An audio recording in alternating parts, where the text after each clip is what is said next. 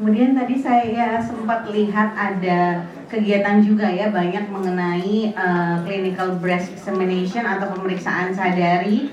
Kemudian sudah ada juga ini ya, sepertinya pelatihan ya cara pemeriksaannya. Jadi menurut saya penting sekali kita perempuan, kita yang punya organ, kemudian kita harus mengenali, karena baik kanker payudara ataupun kanker serviks adalah dua pembunuh perempuan utama ya, paling banyak sekali korbannya. Masing-masing punya karakteristik yang sama-sama bagusnya. Kenapa? Yang pertama, kalau kanker payudara semakin dideteksi lebih awal, kesempatan untuk ibu bisa mengalami suatu episode yang dikatakanlah sembuh itu besar ya. Walaupun mungkin ibu-ibu sering dengar di dalam kanker kita tidak berbicara mengenai sembuh total 100%, sembuh bebas dari penyakit, mungkin tidak, tapi kita membicarakan mengenai kualitas hidup.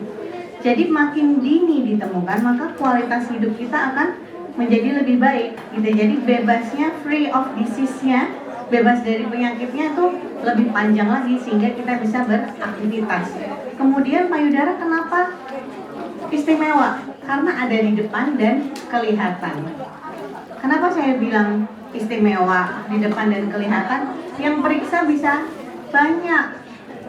Kalau ibu sakit di bagian payudara, yang bisa periksa siapa?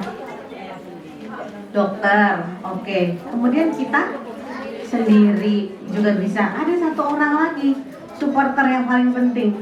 Siapa? Suami. Bener sekali. Wah, berarti sering ya suaminya yang periksa ya. Kenapa?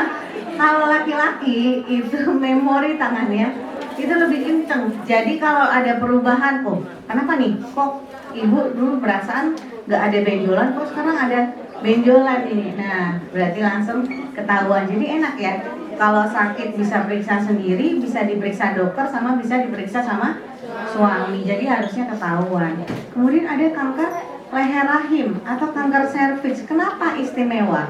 Karena kanker serviks itu bisa disembuhkan asal ketahuannya lebih awal gitu. Cuma karena serviks ini atau leher rahim ada di dalam, gak bisa diperiksa sendiri, harus diintip sama dokter gitu ya. Makanya harus diperiksakan. Dua-duanya ini itu sangat istimewa. Satu kelihatan bisa diperiksa, satunya lagi visible, memungkinkan untuk diperiksa walaupun harus ngangkang. Nanti jangan sampai ketukar sama kanker endometrium atau kanker rahim, karena nanti banyak gini nih, datang saya pap smear tiap tahun, ada pemeriksaan IVA tiap tahun, tapi kok saya divonis kanker rahim ya, padahal udah periksa. Nah, hati-hati, antara kanker serviks dengan kanker endometrium berbeda. Jadi satunya di lehernya yang sakit, satunya badannya gitu ya. Oke, sudah selesai. Nah, sekarang saya akan membahas mengenai kanker payudara. Early detection is the best protection. Benar sekali. Jadi makin cepat dini ketahui, maka makin banyak kesempatan kita untuk bisa sembuh ya, bebas dari penyakitnya. Deteksi dininya ada berbagai macam metode. Dalam keseharian harusnya kita sudah pernah melakukan salah satu dari ketiganya. Ada yang breast self examination atau CBA, baik klinikal ataupun yang kita periksa sendiri. Pada tahu sadari ya, periksa payudara sendiri. Sadanis, periksa payudara oleh tenaga medis. Ada satu lagi tadi, kan ada 3. Satu lagi ada sadami. Sadami berarti periksa payudara oleh dokter Ami dong ya. Saya jauh ya, kalau sama dokter Ami ketemunya di Brebes kalau sama saya ya. Ngapa ada yang orang Brebes, Tegal, Cilacap? Oh Brebes, oke Brebes Jaya ya Bu ya. Brebes beres ya, itu udah ada bupati baru sama. Berarti sama-sama pengusaha bawang kita ya Bu ya. Sama-sama pengusaha bawang ketemunya di Hong Kong. Kemudian ada yang klinikal diperiksa oleh tenaga medis, ada yang mamografi dan termasuk USG juga. Kalau yang mamografi biasanya dilakukan pada yang muda atau yang udah di atas 40 tahun?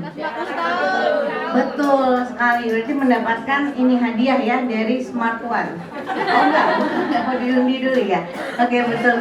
Kenapa? Boleh ya, boleh ya. Boleh, kenapa di atas 40 tahun, Mbak? Ada yang di bawah 40 tahun pernah di mamografi nggak? Belum ya? Ada yang udah pernah nyoba mamografi?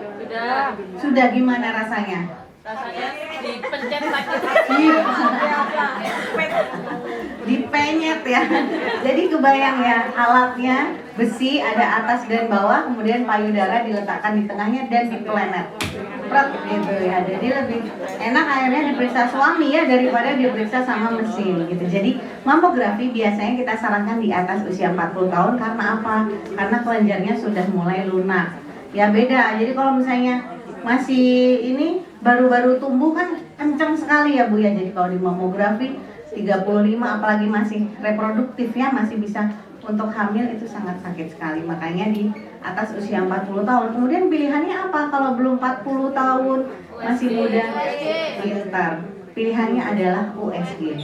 Karena USG adalah salah satu alat yang bisa mendeteksi kelainan pada jaringan lunak termasuk di jaringan payudara. Jadi di USG kemudian dilihat, biasanya yang mau dilihat apa? Ada benjolan atau enggak, kemudian ada keluhan atau enggak. Jadi nanti kita akan lihat keluhannya tidak hanya selalu nyeri, tidak juga selalu ketemu benjolan, bisa keluhannya yang lain ya. Next slide. Oke, ini tadi sadari. Jadi sadari kita lakukan sebulan sekali saja. Sesudah selesai masa haid, enaknya di hari ke-7. Kenapa? Hormonnya sudah mulai turun. Udah mulai kendur lagi payudaranya, sehingga kalau dipegang, kalau ada benjolan ibu lebih berasa. Gampangnya kalau ibu haidnya misalnya tanggal 1, berarti 7 hari setelahnya selesai atau nggak selesai. Karena kan ada yang masa haidnya panjang sampai 1 bulan. Selesai nggak selesai, pokoknya hari ke-7-nya atau sampai hari ke-10 ibu bisa periksa sendiri. Nanti kita akan sama-sama praktekkan ya cara periksanya ya. Nanti mungkin pakai payudaranya Akbar kali ya Bar ya. Kalau saya nggak kebayang nanti pinjem payudaranya ya cowok ya. Oke.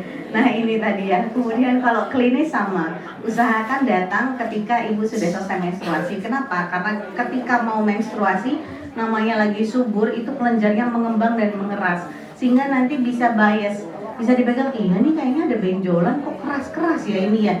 Apalagi kalau lagi menyusui, nggak usah diperiksa ya. Kalau lagi menyusui semuanya jadi kanker payudara. Kenapa? Karena oh ini, iya nih ada benjolan, ukurannya 4,5 kali 4 cm kali 3 cm ini, payudara kiri dan kanan, langsung dirujuk ke rumah sakit, langsung di mamo, langsung di MRI. Selesai keluar hasil MRI, ternyata kelenjar ASI ya, udah capek. Jadi jangan ya, kalau selama menyusui jangan dulu. Jadi tunggu aja. Nanti sama nih Dokter Bella akan cerita mengenai pemeriksaan IVA dan Pap smear. Boleh nggak pas lagi hamil? Ya boleh-boleh aja. Tapi kan kenapa harus dilakukan ketika lagi hamil? Kan nanti kalau misalnya ada apa-apa selesai lahiran, baru kita akan lakukan tindakan. Jadi semua pemeriksaan sekiranya lagi hamil atau lagi menyusui selama bisa ditunda boleh ditunda ya. Oke. Nah ini tadi adalah caranya sadari. Next dulu, kita akan nanti latihan bareng-bareng lagi. Next.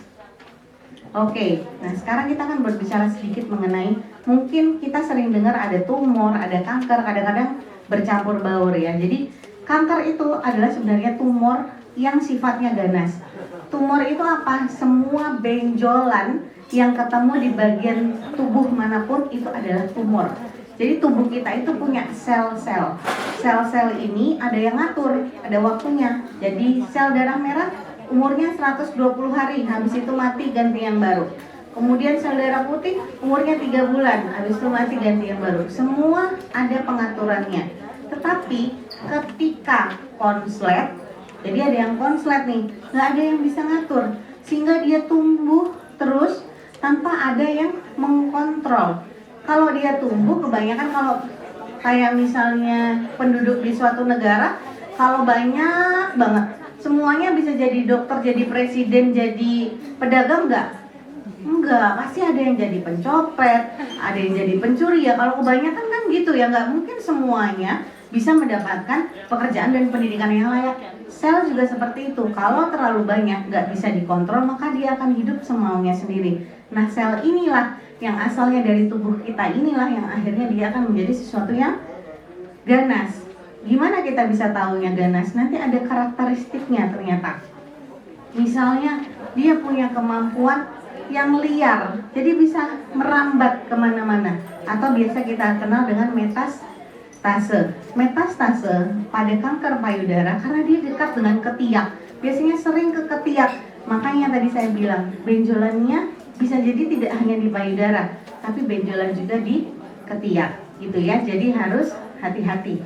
Kalau yang jinak gimana? Biasanya dia ada selubungnya, sehingga nggak mudah menyebar. Kemudian tidak membahayakan kehidupan, karena ada juga pernah punya benjolan tumor payudara, pernah sudah dioperasi, sudah hasilnya apa? Jinak, atau biasa kita kenal dengan FAM, fibroadenoma mame. Nah itu tipikal yang jinak, karena biasanya dia kayak kita megang